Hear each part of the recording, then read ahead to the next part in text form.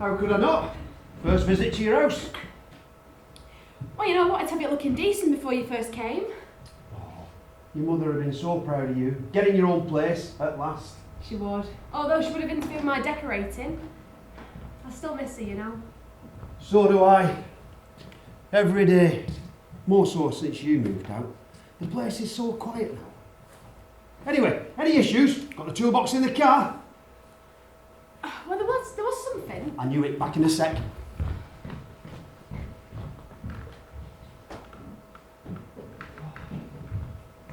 Old houses always have problems. You should have let me help you. It's not like I don't know what I'm doing. So what is it then? Electric, plumbing, damp? It's more, noises. Central heating probably. How old is this place? 100 years I reckon. Look at them walls. They're not straight. Bloody miles out. And I bet that floor's not flat either. Let me go and get my spirit level out of the car. No, look, Dad, it's none of those things, okay? I've already had someone to come in and check. How much did he charge? I'd have done it for very reasonable rates. You know, price of a pint. No, well, it doesn't matter. Yeah, I didn't want to bother you, you know, it's my house, my responsibility. But, you know, he couldn't find anything, so... So you thought you'd call for backup. So, what sort of noises? Clanging, rumbling? You're not far from a railway line here. No, it's more... voices. Voices? Noisy neighbours? I can groan and have a word. No, I say voices. It's one, really. A woman. She shouts at me. Which side? I'll go and sort her out. No, look, it's not the neighbours, Dad. Look. I think I've got a ghost. Oh, for goodness sake. All the years I spent teaching you critical thinking, the hours we put in on your doctoral thesis about the propagation of mass hysteria, and you think you've got a bloody ghost? He'll be next door neighbours, tell you something. The walls are a bit thin in these types of houses. No, and things move. You know, I put something down and the next minute I look, it's out of place. That'll be the trains. Just don't put anything expensive on the edge of a table, yeah? Remember that so-called moving statue in Manchester Museum? Vibrations on uneven surfaces. That's all that was. Oh, Will, you've let me down. I thought I'd, brought you up to be a skeptic. Yeah, you did. That's why I invited you here, as intellectual ballast to counterbalance Zobar. Who's Zobar? Zobor Razgonyi! He's a psychic from Budapest. And he's come all this way to see you? Well, no, he lives above the kebab shop in Scale Bridge. I've seen a picture of him, he's quite attractive. And he's got a really cool website. Oh, I bet he has. Oh, and is he really from Budapest? Probably not. But Canderel reckons he's really good. Who the hell is Canderel? Oh, she's in one of my support groups. Why? Well, I was just asking. No, why? WAI, Women Against Insomnia. So, one of your support groups, how many are you in? 27 in the last count. 27? Nobody needs that kind of support. Well, at least you're going out meeting people. No, they're all online. I've not met any of them. That would be weird. Oh, that'll be him. Don't do anything to upset him, Dad. Who? Me?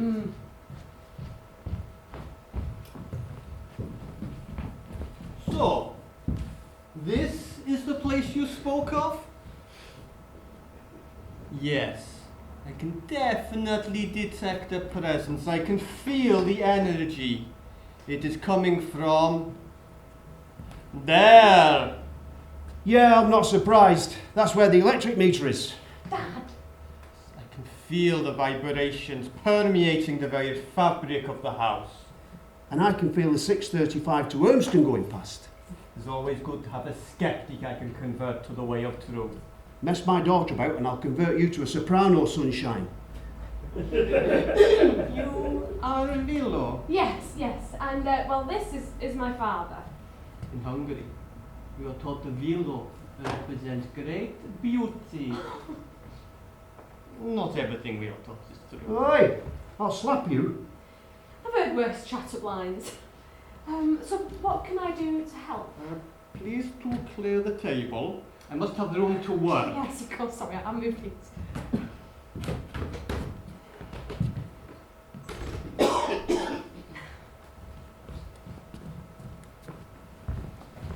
Listen, smart ass, right? You're no more Hungarian than I am. In fact, you look just like my mate Dave Hampson. I've not seen him for a while, but last I heard, he was running a kebab shop in Staley Bridge. Ring any bells? All right. Put me down, yes. He's my uncle. I pretend to be Hungarian for the image.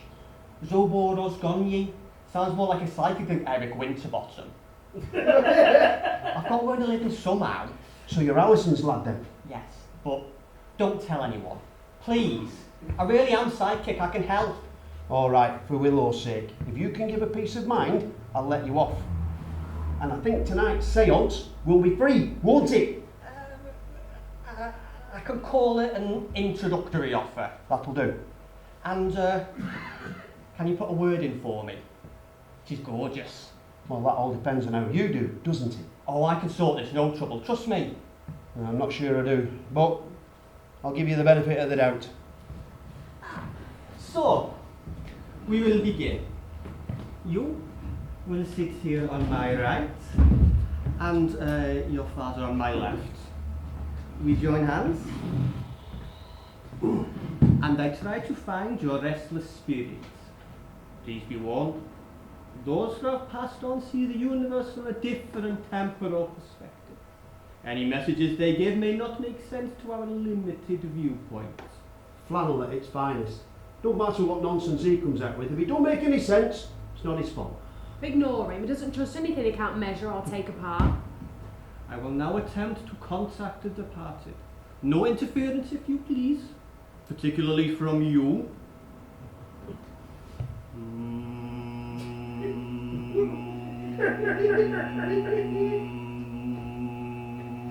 What the bloody hell's he doing now? I am trying to communicate with the spirit world. The noise helps me concentrate. Unfortunately, you don't. Sorry, I'm sure. I am having someone come through, but I'm not sure who. It's not very clear. Get out! I'd say that were fairly clear. Who is that? I will attempt to find out. Who is it who wishes to speak to us? I don't want to talk to anybody. I just want you all out of my house. Your house? Yes, I've lived here all my life. This is my house. Who are you, spirit? Show yourself. Will it help to get you out of my house? Well, if you appear, it might help get rid of Zobar. It's a start, I suppose.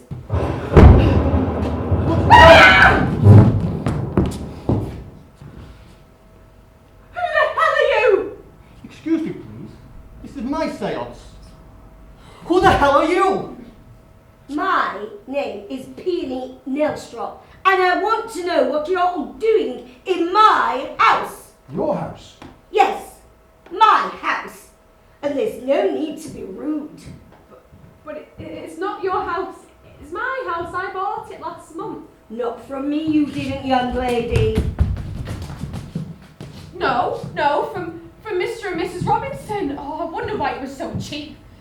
Oh, then. They had to go. They weren't my sort of people. What do you mean they weren't your sort of people? Too noisy, in and out at all hours, bringing the neighbourhood into disrepute. But they were in their 70s. How noisy could they be? He had some ghastly device that played the most horrendous music. Well, at least I think it was music. It certainly wasn't Chopin. And some ghastly person called Duke of Ellington, although I do not believe he was a duke. I don't know what you're talking about. Duke Ellington. Jazz pianist. 1899 to 1974. How do you know that? My father was a jazz fan. I grew up listening to a lot of it. Oh, I get a lot of Duke Ellington, did they, behind the Iron Curtain? Look, I don't see how listening to jazz was bringing the neighbourhood into disrepute. It is the start of a slippery slope. Music like that leads to licentious dancing and the consumption of alcohol. I couldn't have that happening here. Good grief, lady, where have you been for the last 70 years? Exactly here. And who might you be? Peter. Peter Armstrong of Armstrong Builders. Oh, trade.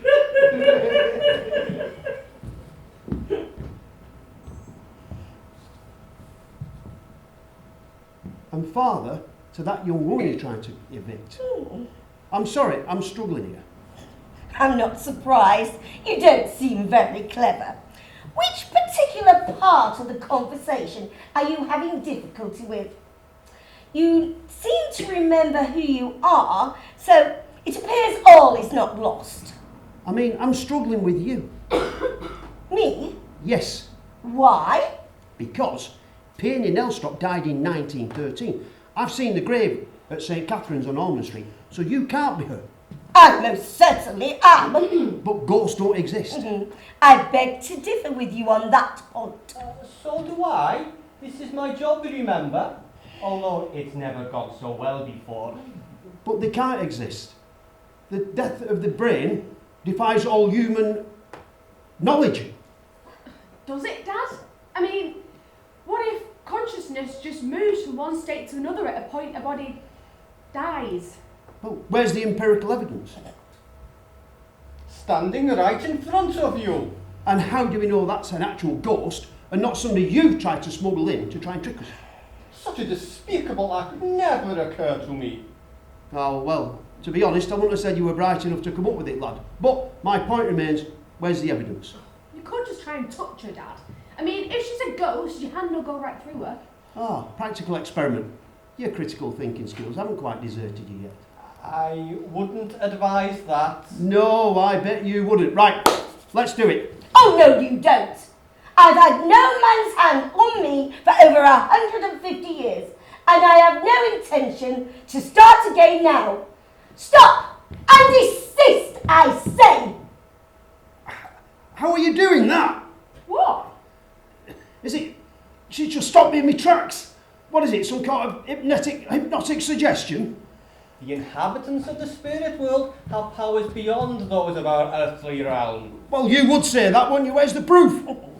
What would you like me to do? Stop the clocks, manifest some ectoplasm, walk through the wall? Will that be a start? I refuse. I have no intention of demeaning myself in such a way. You are treating me as though I am some sort of circus exhibit. It's true, Dad, she's got a point. I mean, you are sort of objectifying her, you know, forcing her to adhere to a stereotype. You know, just because she's a ghost doesn't mean she has to walk through walls. Thank you, child.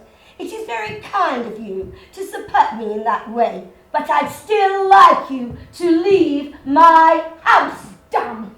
I thought I could invoke some feminism and come to some sort of arrangement. Something's wrong here. Oh, really? What could possibly be wrong? You're Peony Nelstrop, who died in 1913, yes? Not something I care to remember, but yes, that is correct. But this house is only 100 years old.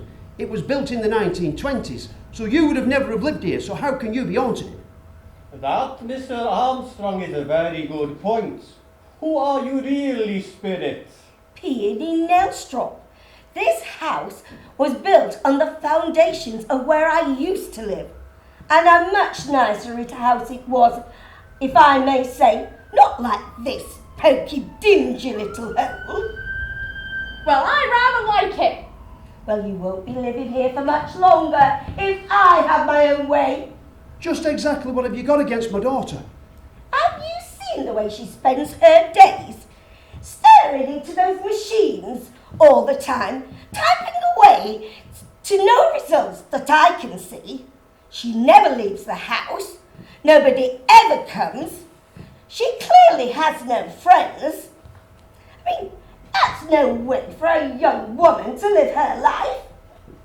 I do. I have lots of friends. Well, why does nobody ever come to see you? Because they have issues. They don't like leaving the house. Just like you, in fact. Well, I'm constantly in touch with them. Yeah, but none of them would rush round and help out in a crisis. Exactly. I mean, you need to get out and live your life, young woman, not spend your days in a darkened room speaking to people who are not there. Works for me. Shut up, you. Remember, I know your father. Just look at her. She's as pale as a snowdrop. She never eats properly. Merely vegetables and salad. Never any meat. No wonder she looks so ill. I'm trying to save the planet. I don't see how not eating properly will do that. Are you vegetarian then? Oh, well, I'd like to be, but you know, the temptation to have a burger or a bacon sandwich is just so overwhelming. They just taste so good. Oh, I know, I can't resist some processed meat. What are they talking about? Forget it. They don't know what even they're talking about. And she could do with some exercise as well. I know. God knows I've tried to get her outside when I can, but she's as stubborn as her mother was. Oh, you have my sympathy, Mr. Armstrong. I mean, how long is it since your wife died? 17 years. It was hard bringing her up on my own. I can see that you care deeply for your daughter. And as I said, I do sympathise. Have you had any children? 3. But the 2 boys died. My daughter married at age 16 and moved away. I never saw her again. It was a rather lonely life, especially after Gerard died in the Boer War. I am so sorry. That must have been so awful with you. Can you talk to them now, in the afterlife? No, it isn't what I expected. It isn't what I was led up to believe it would be like. It can be very distressing, but thank you. Nobody's ever asked before. Well, if you never need anybody to talk to, I'm available most evenings. That is very kind, Mr. Armstrong. If only it was possible. Why don't you just move in, for God's sake? What do you mean? No, really. I mean, you two need the company. She doesn't want me here. Why don't we just swap? You stay here and I'll go back to ours. And you'd have fun fixing up the place as well. What do you think? I think that seems a very equitable agreement, Mr. Armstrong. Call me Peter. In time, Mr. Armstrong. In time. And you, Zobor, or shall I call you Eric, can take my daughter out for a drink. And a kebab. Dad. Oh, you're a wiser person than I thought, Mr. Armstrong. Man of many talents I am. Right, you two, push off. Me and Mrs. Nelstrop have a lot to talk about. I think you may call me Peony, Peter.